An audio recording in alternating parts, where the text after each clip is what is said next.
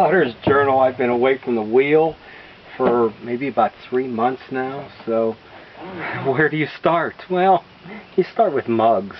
These are the ones I've been doing lately. We'll do this video in reverse. I'll show you the finished product first. They're very similar to, where I started back in the 80s. I do a handle that's semi-coiled, semi-pulled, and I've been going for a reduction look in an oxidation kiln. And I've done, a video on discovering and then evolving the face mug form. Here's a very old piece from the 80s where I couldn't pull a handle, I guess, so I did a coil handle, and even that, I'd have to say, is not too good. I just finished 3 videos on garden sculpture. This is probably what turned me away from pottery and to that, working in a production shop and making the same thing all day long, day after day after day. It's from Westerwald Pottery.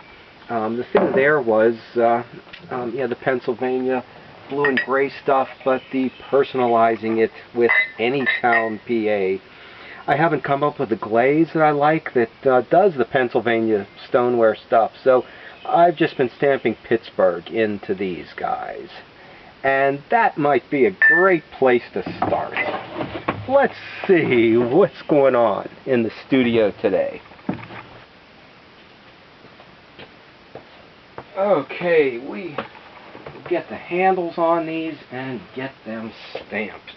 Okay, now these have actually been here in the studio since January, and I lost my stamp, and they were covered very good, but they're almost too dry to dampen and get wet again, but they're just where I can get it. So here's something you saw me do with the sculpture. This is a piece of flannelette that I put in water, and I got it kind of to the drip point. And in addition to the mist thing, we can just set this on here, and the moisture will soak and absorb in so that these will be able to be stamped with Pennsylvania or Pittsburgh.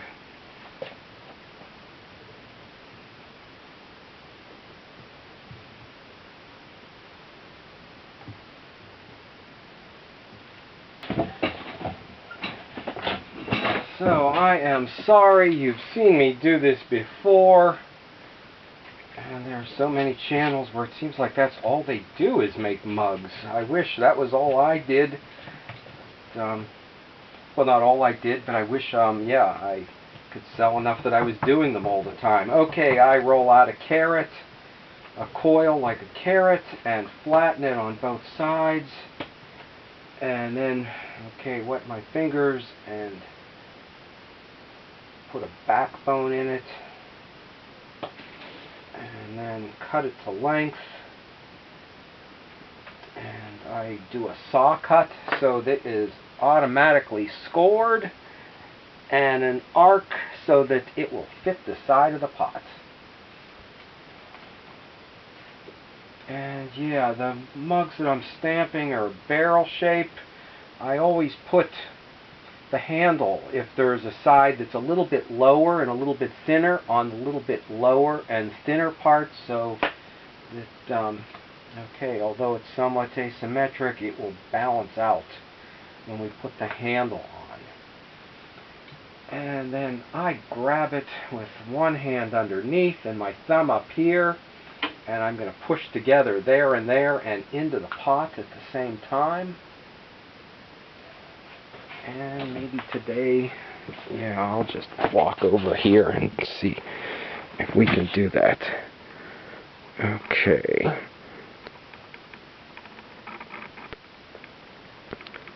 And it forms real nicely, arcs into the top and the side. Here's where a lot of beginners, they start to fix this top part, and they just let this bottom go until this bends down funny. Well, you need to keep that curve in there, so I will rest this right on the bottom of the pot to keep that upper curve in there while I shape and fix, okay, and finish the top, or I just let it set on the table. So then I will smooth the arcs into the side of the pot.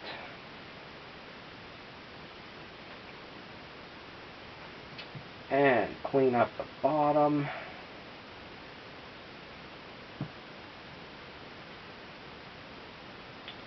And then, okay, and then usually when I slip the top, I get slip on the bottom too. And oh, you know, that could be a little thinner. These are kind of semi-pulled, coiled, semi-pulled. If I can get them the right size and shape, I don't need to do the pull part, but I've come lately to giving them a little pull. It gets them a little more refined and a more elegant look to it. Okay, press it in with my thumb, and I'll cut off the extra bit, and I will. Okay, round off the bottom, and then do the smear thing in both directions.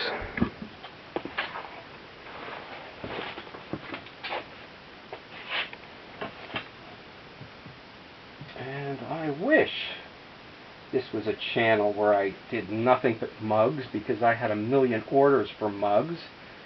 But this was one of my success stories in the past, the Pittsburgh mug. That no matter where you're from, the Pennsylvania stamp never did much good. We're all more loyal, I think, in general to our city, to our hometown city, than our state. And one time with the local city art festival, Three Rivers, it was the first time our city was voted most livable. And I happened to have a ton of these that year, stamped Pittsburgh. And I did so well. I was selling them one after another. And I was even firing a kiln while doing a festival. And this was a festival that went from noon until 6 or 7 at night. And it wasn't just a weekend, it was a full week that included 2 weekends. So, it's always nice to look back on something like that. I hope something like that would happen again. I've also done these for a marathon race, and it attracted people to their race because I think the standard thing was to get a t-shirt, and this set their marathon out among the others. Okay, so we will walk this process back in reverse, and I'll maybe throw a couple. These will okay, so the moisture will soak in there so that I can stamp those that were tucked away for half a year.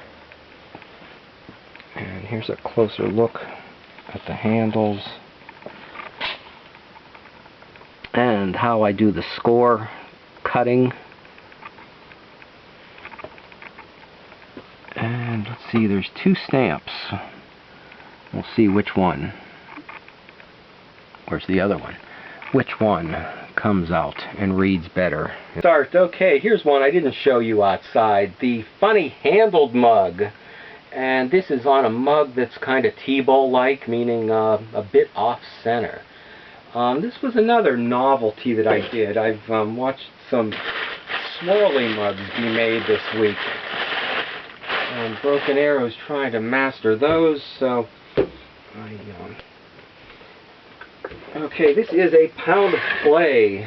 You know what? I think this is why I'm making 3 or 4 more. I couldn't find in my journal how much they weighed. Or maybe I could find it, I forget. And it seems that this is my 3rd year back to throwing. Okay, getting comfortable with it again. I'm going to have to quit presenting myself as relearning skills that I think when I started I was making mugs at £1.25, and the first barrel mugs I did here were £1.08, and they came out way too big, so now this is just under £1.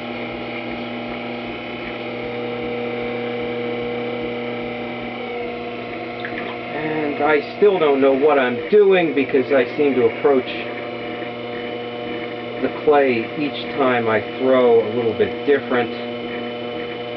And if I see something done somewhere on YouTube, I think, okay, I'd like to try that. What are they doing there? Sometimes the people in, parts of the world outside where we happen to live, and maybe using a wheel, potter's wheel that is a tire, a car, put on its side and it just spins non-stop. They do some things that you look and say, okay, what are they doing?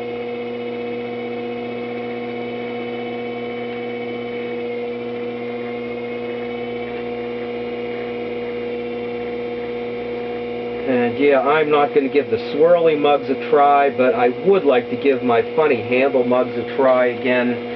I did have a lot of fun, I remember doing those, and the question in the novelty was, you know, how do you pick them up and how do you hold them? But I guess I only had limited success. I went to art school and not to business or marketing school, so I could only take it so far.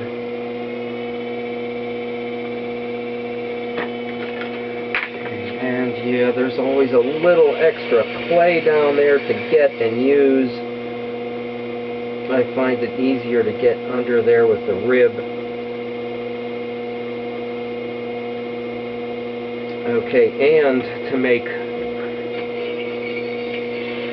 a very clean bottom that you don't have to trim.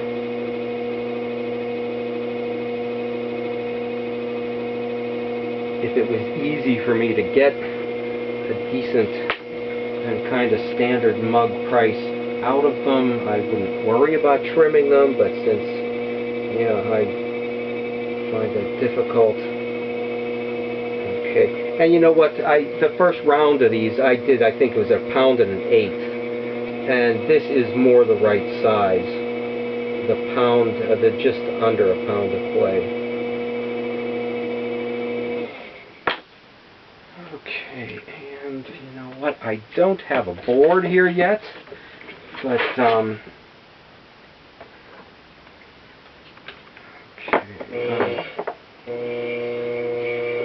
not going to be caught lifting something off the wheel with a bat or those things that mess up the bottom, what are they called? Pot lifters. So we'll just do that. I get standard ceramics clay that comes in a block like this. So to weigh out a pound of clay, I will usually make 2 cuts this way and 2 cuts this way,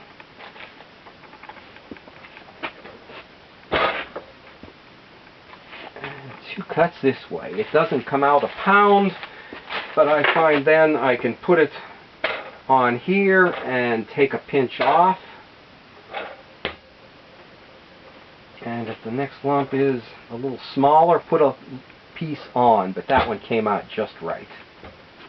Okay, here's what I was looking for. I don't use the little, what is it, 2-foot or 3-foot wear board that you can put a line of pots down. I have thrown a pot or 2 in my day. I use the full-size 4-foot wear board that you can put 2 rows of pots down.